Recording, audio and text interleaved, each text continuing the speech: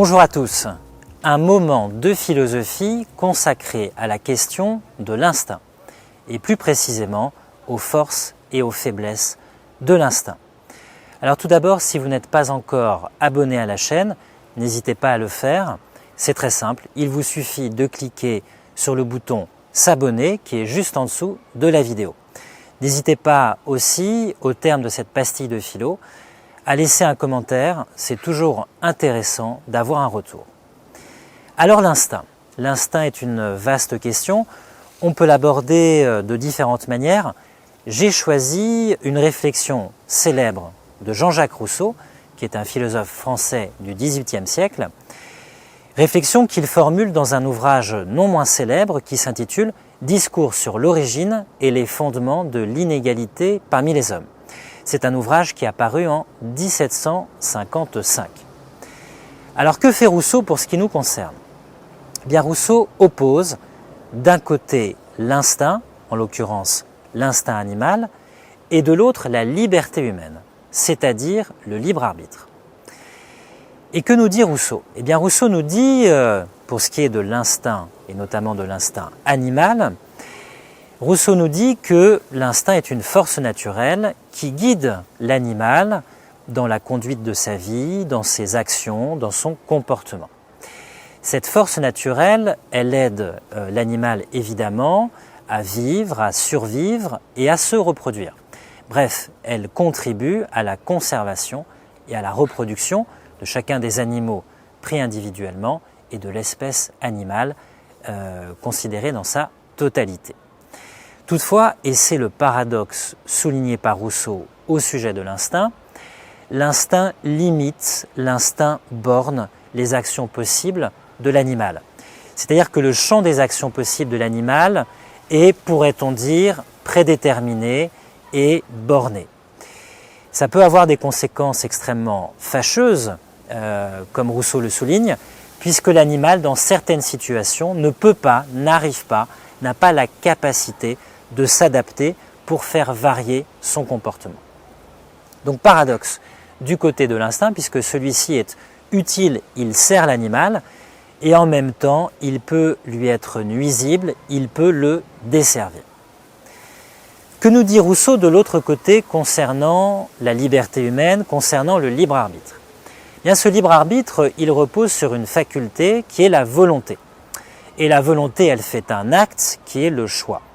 Donc la liberté humaine, ce libre arbitre, c'est l'exercice d'une faculté qui suppose un choix, un acte qui est la décision.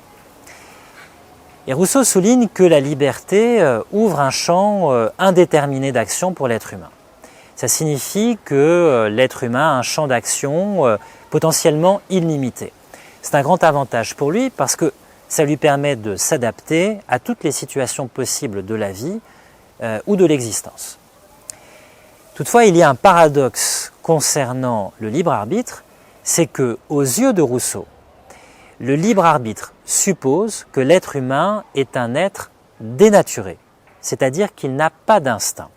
Il n'a donc pas d'instinct pour le guider dans ses choix, dans ses actions, dans son comportement, dans la conduite de sa vie. Et cet abandon de la nature, pourrait-on dire, cette dénaturation peut avoir des conséquences tout à fait tragiques. En effet, Rousseau souligne que l'être humain peut errer dans ses actions, il peut s'égarer, il peut faire des erreurs, il peut adopter un comportement antinaturel, il peut s'autodétruire, il peut connaître la déchéance. Une déchéance physique à laquelle il peut contribuer lui-même dans certains cas, une déchéance morale, une corruption de sa propre nature, une corruption de ses goûts, et donc une perversion. On le voit, la liberté humaine est donc à double tranchant pour Rousseau. D'un côté, elle ouvre un champ d'action illimité pour l'être humain, qui lui permet de choisir ses actions et de s'adapter à toutes les situations possibles, mais d'un autre côté, elle le laisse à lui-même, et donc il peut errer, s'égarer, déchoir, connaître une perversion, une corruption de sa propre nature, de sa vie, de son existence. Donc la liberté humaine, le libre arbitre, donne une dignité éminente à l'être humain et en même temps, elle lui permet, en tout cas elle ouvre la possibilité de tomber dans des comportements indignes. Alors je ne suis pas tout à fait d'accord avec Jean-Jacques Rousseau, je pense que l'être humain a un instinct, ce sera l'objet sans doute d'une future vidéo, mais en tout cas la réflexion de Rousseau est fondamentale à double titre, d'abord parce qu'elle est très célèbre, elle a une place importante dans l'histoire de la pensée et de la philosophie, et puis elle est éclairante, elle est pertinente, quoi qu'on pense en dernière instance de ces affirmations péremptoires sur l'instinct, ou plutôt l'absence d'instinct chez l'être humain. Donc une réflexion importante, une réflexion majeure, marquante dans l'histoire de la pensée, puis une réflexion qui bien sûr est pertinente, est éclairante sur le comportement animal et sur le comportement humain. Il existe deux versions de cette pastille de philo, une version courte et une version longue. Donc vous avez cliqué soit sur la version courte, soit sur la version longue. Pour ceux qui regardent cette pastille de philo sur YouTube et qui ne l'écoutent pas en podcast, j'ai choisi des images pour illustrer la réflexion de Rousseau. Je souhaite une bonne écoute et je lance de nouveau le jingle. C'est parti.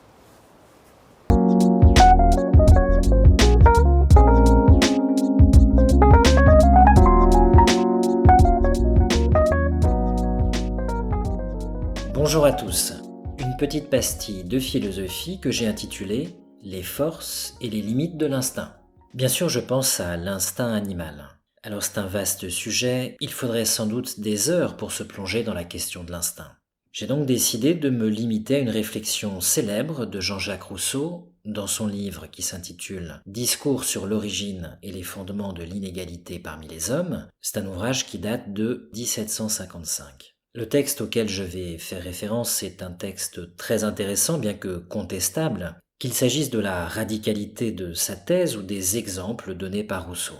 Toutefois, c'est un texte de référence qu'il est bon de connaître. En effet, il est intéressant de savoir comment Rousseau pense les choses et présente le problème. Quel est le raisonnement de Rousseau ? Celui-ci oppose d'un côté l'instinct animal et de l'autre la liberté humaine. Pourquoi ? Eh bien parce qu'aux yeux de Rousseau, l'instinct est une pulsion, une impulsion naturelle, régie par un mécanisme physique. Il considère que l'animal n'a pas d'âme ou de dimension métaphysique. L'animal est constitué uniquement de matière, même si cette matière est vivante. Dès lors, l'animal, aux yeux de Rousseau, n'a aucune spontanéité d'action. Tout son comportement, tous ses faits et gestes obéissent à des lois mécaniques qui sont les lois de la physique. Cette pulsion impose à l'animal un comportement réglé et uniforme, selon Rousseau. L'animal suit toujours son instinct, il ne peut pas déroger à l'instinct, qui est comme un guide, ou plus précisément comme une contrainte intérieure. De l'autre côté, nous avons la liberté humaine. Cette liberté ne repose pas sur une pulsion, mais plutôt sur une faculté qui est la volonté. Cette volonté suppose que nous échappons en partie au strict mécanisme des lois physiques ou physico-chimiques, dirions-nous aujourd'hui. Or, notre volonté peut justement faire que l'on s'oppose aux pulsions ou aux impulsions instinctives que l'on ressent au-dedans de nous-mêmes. La liberté est donc le fait, pour l'être humain, d'avoir un comportement indéterminé, non mécanique. La liberté est un état d'affranchissement par rapport à la pure contrainte de la nature et des pulsions. Toutefois, cette liberté implique aussi une possibilité négative. C'est que nous ayons une vie déréglée, dissolue par exemple. L'instinct est donc, pour Rousseau, un ensemble de règles strictes. En revanche, la liberté ouvre une amplitude d'action possible, mais elle contient aussi la possibilité de dérèglement, voire d'une dépravation de l'être humain. Une dépravation qui n'existe pas chez l'animal. Alors que nous dit Rousseau dans son célèbre passage du discours sur l'origine et les fondements de l'inégalité parmi les hommes ? Que nous dit-il au sujet de la différence entre instinct et liberté ? Il nous dit évidemment que l'animal a un instinct de reproduction, un instinct de survie, et que cet instinct sert évidemment à l'animal pour survivre. Mais il ajoute une nuance, un paradoxe, pour souligner les limites de l'instinct. Parfois, l'animal pourrait mieux survivre s'il était libre et s'il n'avait pas d'instinct. Pour le montrer, Rousseau prend les exemples suivants. Admettons qu'on mette un pigeon affamé devant un bassin rempli de viande. ou qu'on mette un chat affamé sur un tas constitué de nourriture acide, par exemple un tas de fruits. Que va-t-il arriver selon Rousseau? Eh bien Rousseau nous dit que ces deux animaux, qui n'ont pas dans leur instinct pour le pigeon de manger un petit bout de viande et pour le chat de manger de la nourriture acide, ces animaux donc vont mourir de faim sans toucher à cette possible nourriture. Autrement dit, l'instinct qui leur sert à survivre dans la nature, pour le coup, dans ce cas de figure, dans cette circonstance, fait qu'ils sont limités dans leurs possibilités d'action et de survie. En effet, peut-être pourrait-il au moins tenter de se nourrir de ces aliments, à défaut de pouvoir véritablement les digérer. Le pigeon et le chat pourraient au moins essayer d'ingérer ces aliments. Donc ces animaux qui ont un instinct de survie, un instinct qui doit leur servir à se conserver, ces animaux pourraient parfois mieux se conserver s'ils n'avaient pas d'instinct. Alors, les exemples de Rousseau ne sont pas tout à fait pertinents de mon point de vue, parce que les pigeons peuvent bien manger de la viande, et parce que du temps où j'étais enseignant, j'avais des élèves qui me disaient régulièrement que leur chat avait déjà mangé des fruits. Quoi qu'il en soit, l'idée de Rousseau dans ces exemples, qui sont plus ou moins pertinents, est la suivante. D'un côté, on a l'instinct, qui guide l'animal, qui le sert et qui en même temps le limite. De l'autre côté, on a la liberté et les problèmes qui lui sont propres. En effet, l'être humain n'est pas réglé par un instinct. C'est pour cela que sa vie est fondamentalement ouverte et indéterminée. Toutefois, c'est aussi la raison pour laquelle il peut mener une vie déréglée, au sens propre du terme, une vie dépravée et se ruiner la santé, en abusant de différentes consommations. Il peut donc connaître une déchéance. En effet, cette possible déchéance lui vient de sa volonté. Cette volonté est la faculté de sa liberté. Elle fait qu'il peut aller contre sa nature et qu'il peut ainsi se détruire délibérément. Je vous lis le texte de Rousseau, en tout cas un extrait de ce texte. Je ne vois dans tout animal qu'une machine ingénieuse à qui la nature a donné des sens pour se remonter elle-même. Je fais un aparté, pour se remonter elle-même. Rousseau prend ici le modèle du mécanisme d'une horloge. Donc je reprends la lecture. Je ne vois dans tout animal qu'une machine ingénieuse à qui la nature a donné des sens pour se remonter elle-même et pour se garantir jusqu'à un certain point de tout ce qui tend à la détruire ou à la déranger. J'aperçois précisément les mêmes choses dans la machine humaine, avec cette différence que la nature seule fait tout dans les opérations de la bête, au lieu que l'homme concourt aux siennes en qualité d'agent libre. Un aparté encore, concourir ici ça veut dire participer. Cela signifie que l'homme a bien en lui-même des pulsions ou des impulsions naturelles, toutefois il choisit ses actions par un acte de liberté. Je reprends la lecture du texte. L'un choisit ou rejette par instinct, et l'autre par un acte de liberté. Ce qui fait que la bête ne peut s'écarter de la règle qui lui est prescrite, même quand il lui serait avantageux de le faire, et que l'homme s'en écarte souvent à son préjudice. C'est ainsi qu'un pigeon mourrait de faim près d'un bassin rempli des meilleures viandes, et un chat sur des tas de fruits ou de grains, quoique l'un et l'autre pût très bien se nourrir de l'aliment qu'il dédaigne, s'il s'était avisé d'en essayer. C'est ainsi que les hommes dissolus se livrent à des excès qui leur causent la fièvre et la mort, parce que l'esprit déprave les sens et que la volonté parle encore quand la nature se tait. Je saute une partie du texte de Rousseau et je reprends la lecture un peu plus loin. La nature commande à tout animal et la bête obéit. L'homme éprouve la même impression, mais il se reconnaît libre d'acquiescer ou de résister. Et c'est surtout dans la conscience de cette liberté que se montre la spiritualité de son âme. Car la physique explique en quelque manière le mécanisme des sensations et la formation des idées. Mais dans la puissance de vouloir, ou plutôt de choisir, et dans le sentiment de cette puissance, on ne trouve que des actes purement spirituels, dont on n'explique rien par les lois de la mécanique. Juste une précision, quand Rousseau dit spirituel, il entend par là métaphysique, c'est-à-dire qui dépasse le pur domaine physique. Alors c'est une citation donc du texte que je viens de faire qui est tirée du discours sur l'origine et les fondements de l'inégalité, de la première partie de ce discours. Et pour celles et ceux qui veulent aller voir un texte précis, c'est dans l'édition Garnier-Flammarion de 1992 aux pages 182-183. Je vais commenter le texte de Rousseau en m'autorisant des remarques, des objections et des critiques. Alors Rousseau adopte une vision mécaniste du corps vivant. Le simple animal est décrit comme une, je cite, machine ingénieuse. Rousseau adopte donc une vision déterministe de l'animal. Les animaux autres que les hommes sont décrits comme des bêtes, entre guillemets. Non pas qu'ils manquent d'intelligence, mais ils n'ont pas la liberté d'user de leur intelligence pour faire varier leur comportement. C'est en tout cas ce que pense Rousseau. Si le corps vivant est une machine ingénieuse, comme le dit Rousseau, c'est qu'il est peut-être le fruit d'une création de la part d'une intelligence divine. Nous pourrions dire, nous contemporains, en adoptant la théorie de l'évolution, que le corps vivant est issu d'une force d'invention et de création, capable de générer de nouvelles fonctionnalités adaptées à un milieu naturel, ou capable de générer des formes d'organisation de plus en plus complexes grâce à des modifications cumulatives à travers les générations. Rousseau reprend l'approche de René Descartes, qui est un auteur du XVIIe siècle. Descartes analysait le fonctionnement animal comme un fonctionnement mécanique. Certes, Descartes ne réduisait pas les animaux à des machines pures et simples, mais il considérait que seule une approche mécanique permettait d'expliquer scientifiquement leur comportement. Une machine possède une autonomie motrice, du moins une autonomie relative. Une machine peut comporter des réflexes, et l'on pourrait même intégrer à cette notion de machine l'idée moderne de programmation tirée des ordinateurs. Le problème, évidemment, pour cette vision mécaniste du corps vivant, c'est que le fonctionnement du vivant, et de l'animal en particulier, semble obéir à une finalité. En effet, les corps vivants semblent être dirigés vers des fins, vers des buts, vers des intentions naturelles. Or, une intention n'est pas propre à une machine. En effet, une machine ne fait que fonctionner. Elle ne poursuit aucun but. C'est l'être humain qui, en créant une machine, la fait fonctionner pour un certain but.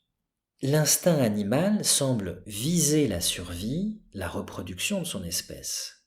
Si l'on veut décrire l'animal comme une pure machine, il faut donc supprimer toute référence à des buts, à des fins. Bref, supprimer toute référence à une finalité.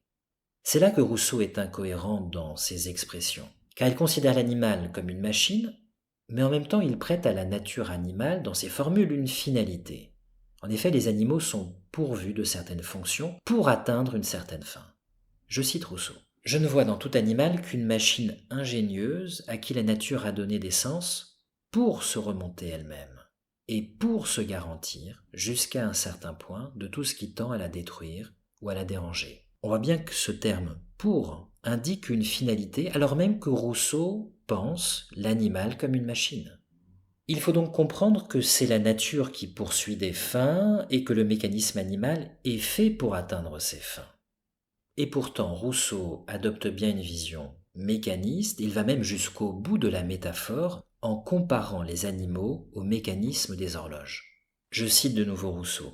« Je ne vois dans tout animal qu'une machine ingénieuse à qui la nature a donné des sens pour se remonter elle-même. » Se remonter, cela signifie se réalimenter en énergie comme un mécanisme qui se remonterait de lui-même. Selon Rousseau, l'animal n'a pas d'inventivité, mais son fonctionnement est tout de même ingénieux.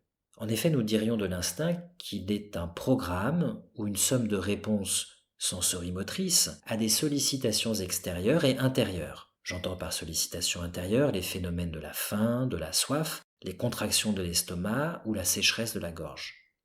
Nous savons aujourd'hui que les animaux ont, pour certaines espèces, une inventivité réelle et qu'ils peuvent concevoir des outils simples qui ne sont pas prévus par leur instinct. Revenons à Rousseau. La nature pourvoit à tous les besoins de l'animal. Les animaux ne se posent pas de questions, en apparence, en suivant leur instinct. Toutefois, comme Rousseau admet la possibilité et même la réalité d'une intelligence animale, on pourrait tout à fait admettre que les animaux se posent des questions. Mais pour Rousseau, cela serait uniquement dans le cadre de leur instinct, et guidés par leur instinct et leurs fonctions prévues par l'instinct. En effet, Rousseau prête aux animaux une intelligence. Il leur prête des idées, des représentations mentales, des souvenirs, et peut-être même une réflexion au sens propre du terme. Peut-être ne prête-t-il pas aux animaux une intelligence de questionnement. En tout cas, il ne leur prête pas un jugement, au sens d'un choix, d'un acte de volonté. Nous pourrions faire à Rousseau une objection, tirée du cas de certains animaux comme les éléphants, qui semblent méditer, s'interroger, délibérer, et finalement choisir telle ou telle option. Quoi qu'il en soit, l'animal n'est pas bête pour Rousseau. Il possède une certaine intelligence. Toutefois, si Rousseau emploie dans son texte le mot, entre guillemets, bête, je le cite, la nature seule fait tout dans les opérations de la bête, s'il emploie ce terme, c'est pour qualifier la limitation du comportement animal, à savoir le fait que le simple animal suit bêtement son instinct, sans remettre en question les éléments fondamentaux de son instinct. La dimension mécanique du corps vivant est donc censée rendre compte de la dimension psychique, cognitive, sensitive et motrice de l'animal. L'animal est bien mécanique pour Rousseau. Bien que les êtres vivants paraissent spontanés dans leur façon d'agir, dans leur capacité d'agir, ils sont en réalité réglés par une forme fixe de comportement, à savoir l'instinct. Cette vision mécanique du corps vivant, qui vaut pour l'animal, vaut aussi en partie pour l'humain, selon Rousseau. C'est la vision mécanique d'un corps qui possède une autonomie de fonctionnement, une capacité de se réalimenter en énergie, un ensemble de comportements qu'on appelle l'instinct. Un comportement incluant des désirs, des besoins, des pulsions et des satisfactions dirigées dans le sens de la conservation de l'espèce et de l'individu. Le reproche qu'on pourrait faire à Rousseau est de caricaturer le monde vivant pour mieux faire une place d'exception à l'être humain au sein du monde animal. Rousseau réduit la matière, notamment la matière vivante, à un mécanisme, privant ainsi l'animal d'une réelle spontanéité. Il peut donc poser une ligne de fracture très nette entre d'un côté l'instinct du vivant et de l'autre la liberté humaine. Un philosophe plus tardif que Rousseau, le philosophe allemand Emmanuel Kant, signalera à la fin du XVIIIe siècle la limite de cette conception mécaniste des êtres vivants.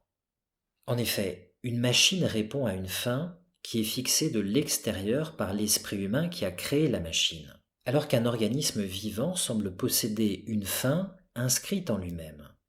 Il semble doué d'actions spontanées, comme le fait de se réparer ou de se guérir.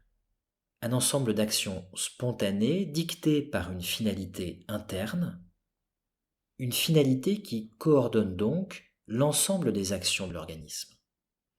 En outre, nous ne connaissons aucune machine qui ait des sens, des sentiments, aucune machine qui puisse sentir, ni aucune machine qui puisse avoir une autonomie totale de fonctionnement. Encore moins connaissons-nous une machine qui pourrait se reproduire, faire des petits. Donc contrairement à une machine, le corps vivant produit et reproduit sa force naturelle par l'alimentation, de même qu'il reproduit son espèce par la reproduction. La spontanéité du vivant n'est donc pas celle d'une machine. Une machine ne se répare pas elle-même, elle n'est pas dotée d'un programme interne qui serait produit par elle-même, ni d'une capacité autonome de variation et d'évolution par rapport à son milieu naturel. D'ailleurs, une machine n'a pas de milieu naturel. Les parties de la machine existent préalablement à l'assemblage de la machine. À l'inverse, aucun corps vivant n'existe à l'état de pièces détachées. Le terme de machine est donc impropre pour qualifier les êtres vivants. Signalons que Rousseau ignore bien sûr l'idée d'évolution telle qu'elle sera formulée plus tard par Darwin au XIXe siècle. C'est-à-dire qu'il ignore le fait que les comportements et les organismes animaux peuvent varier à travers le temps. Si l'on posait une évolution des animaux pour s'adapter à leur milieu, c'est-à-dire une forme de finalisme, ce que d'ailleurs ne fait pas Darwin, il deviendrait difficile d'identifier les animaux à des machines. Mais Rousseau n'a pas à faire face à de telles considérations. On peut établir de la manière suivante les différences posées par Rousseau entre l'animal et l'être humain. D'un côté, nous avons l'animal. L'animal est caractérisé par la détermination de son comportement. Son comportement apparaît déterminé par l'instinct. Nous connaissons l'animal de l'extérieur, nous ne pénétrons jamais sa conscience, si jamais il en a, et moi je pense qu'il en a. L'animal est pour Rousseau réduit à une dimension physique, à une pure matière, à un corps, et ce corps pourvu d'instinct est géré par des règles naturelles, qui sont des pulsions ou des impulsions. De l'autre côté, on a l'être humain. L'être humain, il est synonyme d'indétermination. Son comportement est ouvert et indéterminé. Évidemment, en tant qu'humains, nous connaissons la nature humaine par une évidence intérieure. Nous sommes à l'intérieur de la conscience humaine. L'être humain se distingue de l'animal, selon Rousseau, par une dimension métaphysique qui permet sa liberté. L'être humain n'est donc pas réductible au pur mécanisme de son corps. Rousseau suppose donc dans l'être humain l'existence d'une âme.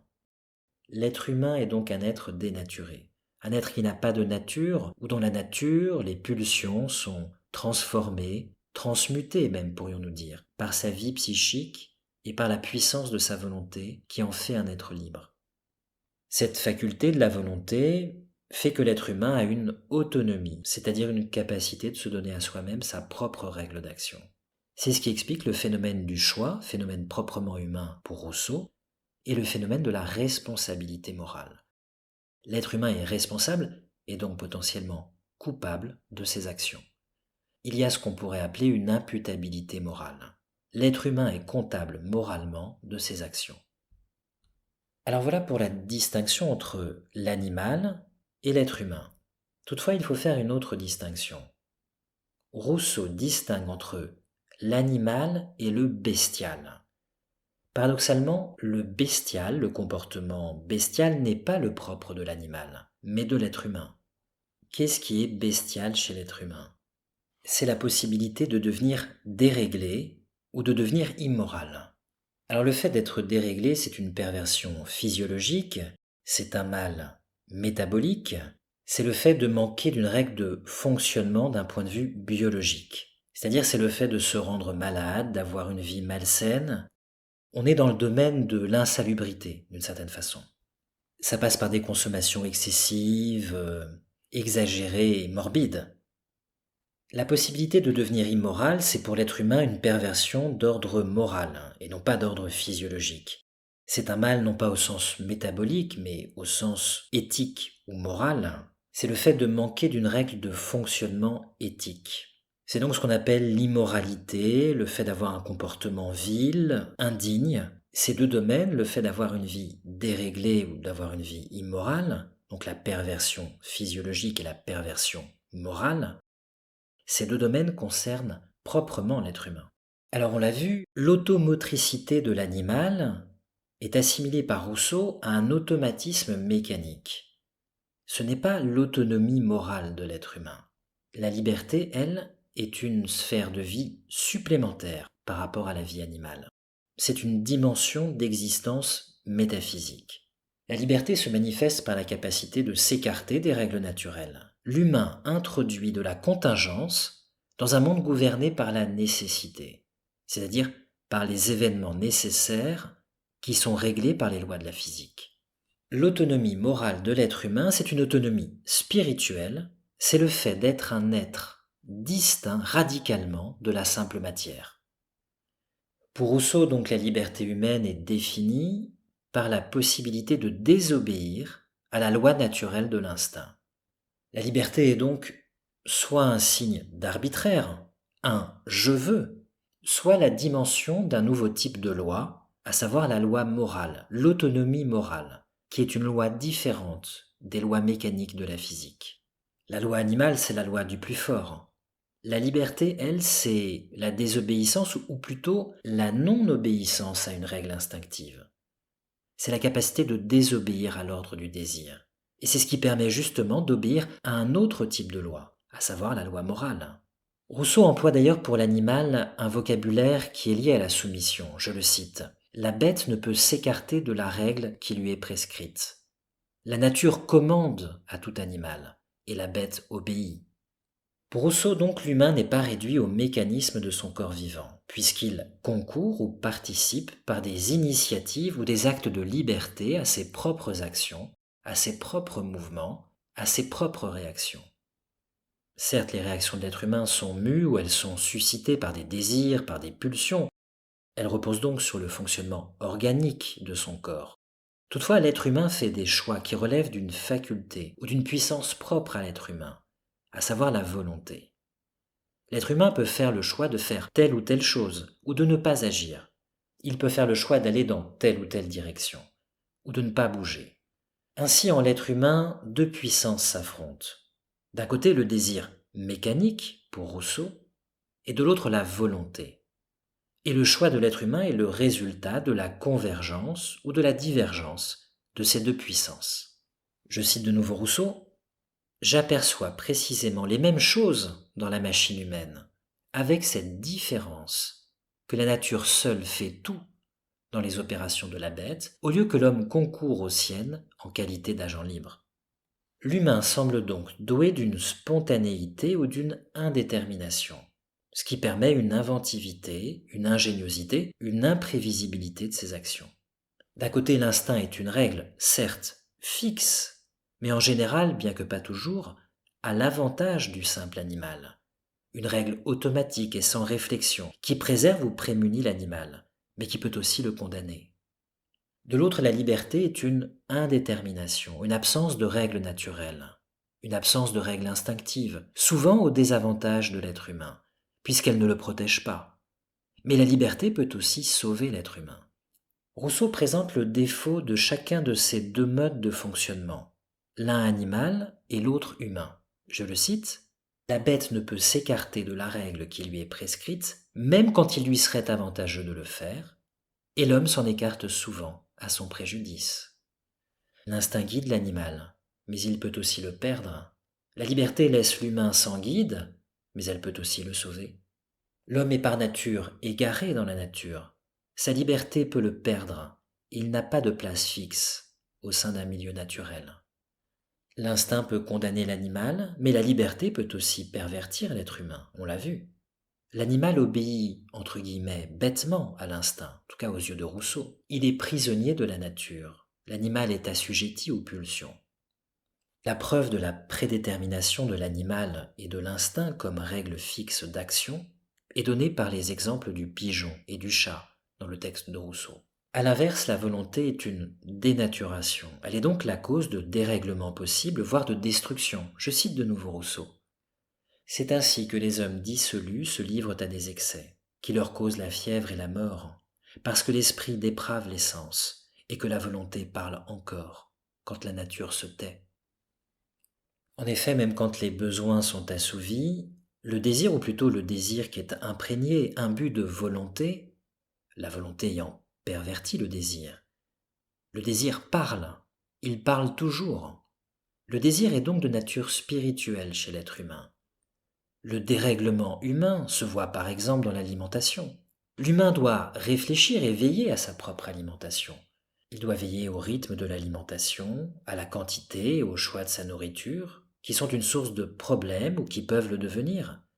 Surtout dans des sociétés qui s'éloignent d'un mode de vie naturel ou d'un mode de vie inscrit dans un rythme proche de la nature, comme c'est le cas pour les sociétés primitives. La machine humaine peut donc devenir une machine détraquée. Seul l'humain nuit à sa propre santé. Il se livre à des excès alimentaires. Il pousse son corps à la limite. Il agit à l'encontre de ses besoins. Il se crée d'ailleurs des besoins superflus et néfastes. Il peut se livrer à une autodestruction, à une automutilation. Cette souffrance qu'il impose à sa propre nature est un abus de sa liberté, un dérèglement au sens où les règles éthiques qu'il se donne contreviennent aux règles naturelles de son métabolisme. Et il est vrai que l'être humain n'est jamais assouvi, jamais satisfait. Les excès, le fait de vouloir toujours plus, le caractérisent. L'humain a la liberté de se détruire, de vouloir se détruire. La volonté est une puissance destructrice de la nature, la possibilité d'une déchéance. Rousseau nous le dit, l'esprit déprave les sens. C'est-à-dire que les sensations, ou les sens, sont réglés par le plaisir et la douleur naturellement, pour orienter instinctivement nos actions, nos désirs, vers les choses qui conservent notre organisme. Mais les consommations et les activités que nous développons en société, par notre autonomie, peuvent produire des goûts, des actions et des habitudes nuisibles à nos corps, à notre santé, à notre équilibre psychophysique. Un certain régime de vie peut finir par rendre déplaisant ce qui correspond pourtant à notre santé, et inversement. Il y a la possibilité pour l'être humain d'une vie, ou en tout cas de goûts qui sont malsains. Une partie des maladies est causée par les mauvais régimes alimentaires ou les mauvais régimes de vie, par une vie sociale pathogène, alors que la nature en elle-même est souvent saine. Alors y a-t-il un manque d'instinct chez l'être humain? Il y a bien chez lui des comportements innés et fixes, comme par exemple celui du nourrisson qui saisit le sein de sa mère, à peine né. Mais ces comportements paraissent limités. C'est de là d'ailleurs que vient la diversité des cultures, la diversité des us et coutumes. La volonté humaine perturbe le mécanisme naturel bienfaisant de l'organisme. L'humain peut ainsi être en contradiction avec son propre instinct de conservation et de reproduction, comme le montrent par exemple le suicide, l'autodestruction, les organisations du travail fondées sur une dose de stress trop élevée, la dépression comme maladie de vivre. Les goûts, les sensations de l'être humain, ses sentiments sont spirituels, nous dit Rousseau. C'est-à-dire qu'ils sont le fruit de sa volonté, de son âme, de ses décisions, de ses actions, de sa dimension morale, qui est liée au bien et au mal, à l'idée de faute, à l'idée d'interdit, à la culpabilité. Ces goûts, ces sentiments, ces choix rendent possible la cruauté, la perversité, et l'idée même de cruauté et de perversité, absente du monde animal, sans doute absente de la conscience animale. En effet, un être humain peut prendre un malin plaisir à faire quelque chose. On peut avoir déréglé ses propres sensations. Ce n'est pas simplement que la liberté a des effets pervers, c'est qu'elle est à l'origine de la perversité. L'existence de l'animal est moins riche que celle de l'humain, certes, mais la richesse des formes d'humanité et de culture, la richesse des formes sociales, se paye d'une possibilité de déchéance.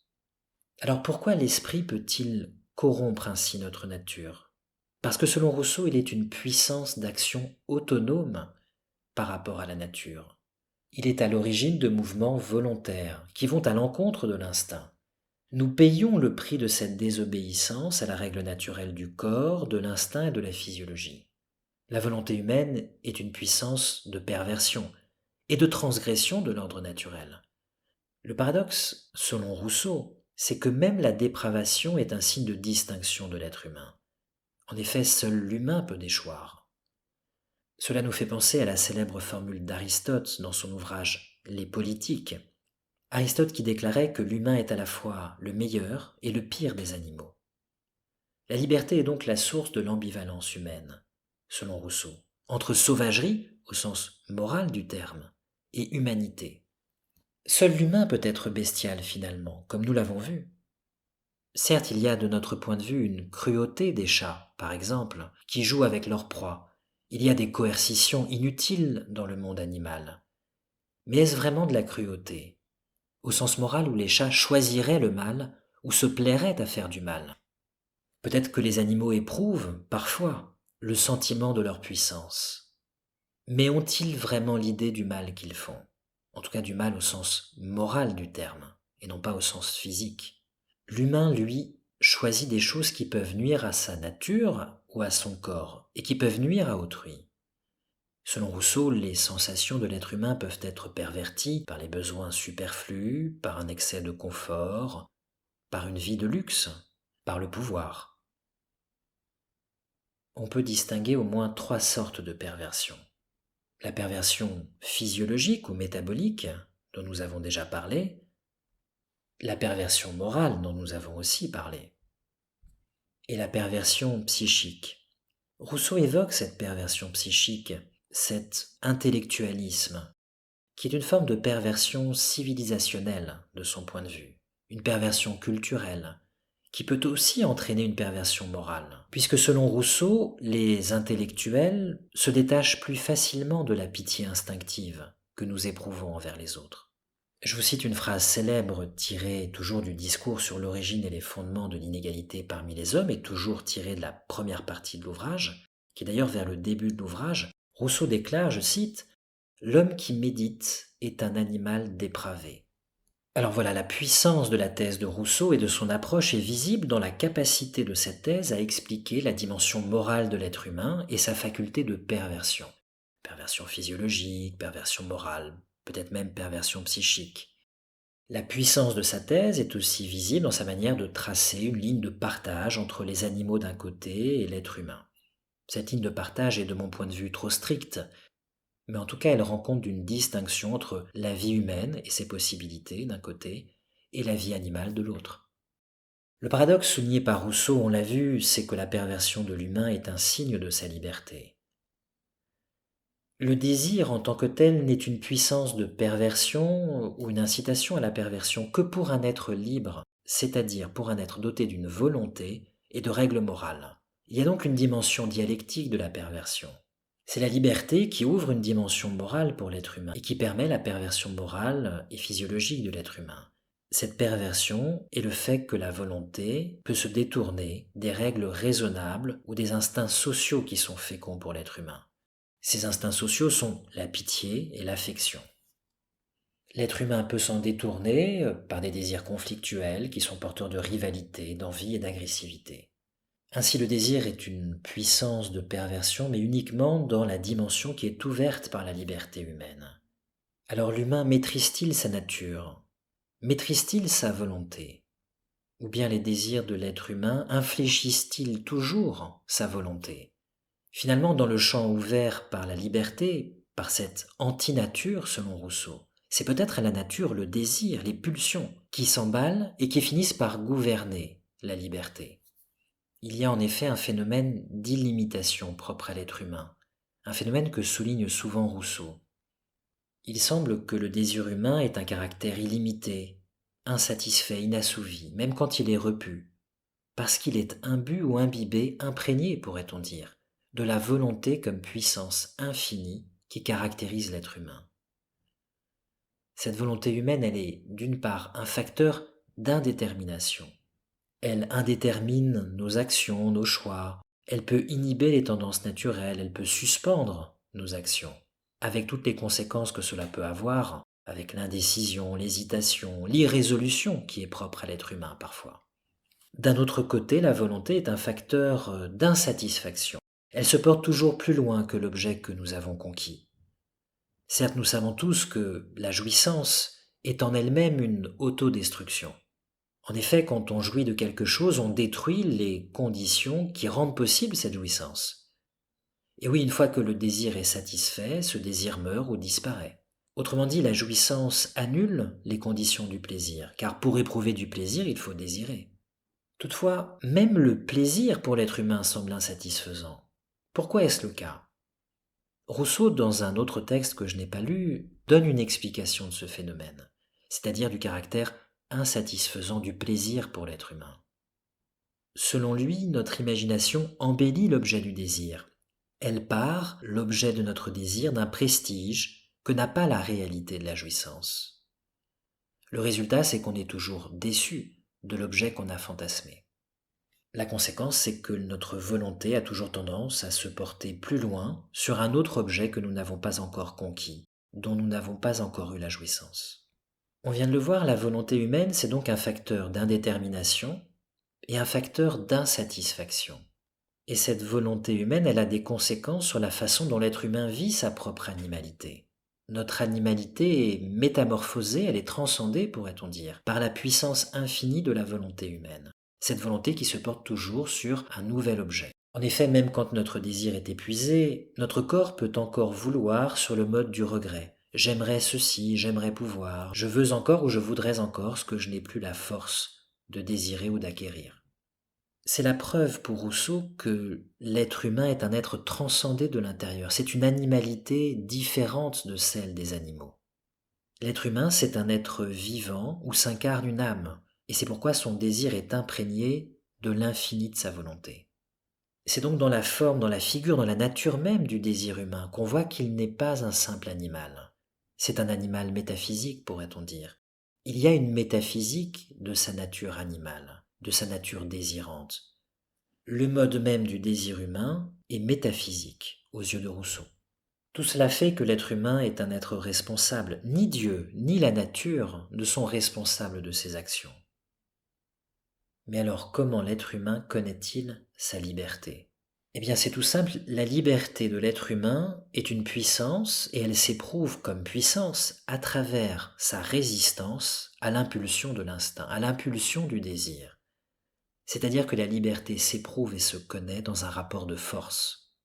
La liberté s'éprouve comme cette puissance de détermination à choisir, mais aussi comme puissance d'indétermination ou de contre-détermination. En effet, elle s'oppose à la détermination de nos actions par les simples pulsions naturelles. Et donc cette épreuve de la liberté en nous, cette puissance de la liberté, elle donne lieu à un sentiment intérieur, nous dit Rousseau. C'est le sentiment de l'autonomie. Ce sentiment est ressenti comme un sentiment de puissance dans cette capacité d'opposition, de validation ou d'invalidation de nos actions possibles.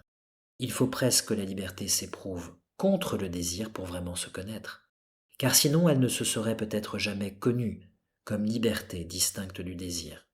On l'a vu, la liberté se connaît donc comme cette force d'inhibition, de résistance, et même comme forme de perversion, de transgression de l'ordre naturel. Il faut souligner que Rousseau attribue une intelligence aux animaux. La ligne de fracture entre l'être humain et les animaux n'est donc pas située sur la question de l'intelligence. En effet, pour Rousseau, l'animalité est explicable comme un mécanisme et il inclut l'intelligence, la réflexion, les sensations, les idées, les souvenirs, les associations d'idées. Ce que nous pourrions nous appeler conscience. L'animal a un esprit et son esprit est, pour Rousseau, un pur produit de la matière. Évidemment, de nos jours, nous pensons que l'animal est capable d'individualiser sa conscience dans certains cas, d'avoir un sens du « je », d'avoir une conscience de soi. Ce qui distingue fondamentalement l'animal de l'être humain, c'est la liberté. C'est le sentiment de liberté, c'est cette forme de conscience tout à fait spécifique à l'être humain, qui consiste dans ce sentiment d'autonomie par rapport à la matière inerte ou par rapport à la simple matière vivante, ce sentiment de résistance par rapport aux impulsions du désir, ce sentiment d'être autonome, spontané, d'être une source d'action automotrice parmi les choses naturelles, ce sentiment d'être plus autonome ou véritablement autonome par rapport aux autres animaux, ce sentiment de jouir de plus de latitude, de variété d'action. L'humain est conscient de choisir et d'avoir le choix. Et ce sentiment est interprété par Rousseau, ou en tout cas il est vécu par lui, comme une différence ontologique essentielle. Le sentiment d'être un être métaphysique, d'être plus que la nature. Évidemment, on peut formuler une objection importante contre Rousseau. Certains animaux semblent bien avoir des notions morales, un sens de la culpabilité. Parmi les exemples les plus célèbres, on peut penser à la gorille femelle Anabico, parfois appelée Coco, et qui manifestait dans certains cas un sens de la culpabilité. La ligne de partage tracée par Rousseau entre liberté et instinct, au sens de responsabilité morale et d'irresponsabilité pour les animaux, cette ligne de partage ne semble pas véritablement tenable. On peut noter une autre chose intéressante dans le texte de Rousseau. Puisque Rousseau pense que les animaux ont une forme d'intelligence, et nous dirions une forme de conscience, alors que les animaux sont structurés par un pur mécanisme de la matière. Cela signifierait, si on va au bout de l'hypothèse de Rousseau, qu'une machine pourrait penser ou réfléchir. Alors une machine peut-elle réellement penser ? Rousseau n'aborde évidemment pas ce problème, il est très éloigné de son époque. En tout cas, on le voit, Rousseau pose une ligne de partage très stricte, trop stricte, entre les humains et les animaux. Néanmoins, son analyse de la liberté ou de la dimension spécifique de l'être humain semble pertinente à bien des égards. Alors s'il ne fallait retenir qu'une seule formule du texte de Rousseau, quelle serait-elle ? Eh bien à mon sens ce serait la suivante. L'esprit déprave les sens et la volonté parle encore quand la nature se tait. Et oui, cette phrase manifeste le fait que l'être humain possède, selon Rousseau, une part de non-nature qui est synonyme de liberté. Elle manifeste aussi ce paradoxe qui veut que la liberté expose l'être humain à des comportements de faiblesse, des comportements de déchéance ou de dépravation. Et c'est évidemment un paradoxe aux yeux de Rousseau que la grandeur de l'homme, sa dignité qui repose sur la liberté, se prouve parfois par sa capacité à déchoir, alors que l'animal de son côté ne déchoit jamais, ne se lance jamais dans une vie déréglée. Je vous remercie de votre attention et de votre écoute. Bonne journée ou bonne soirée.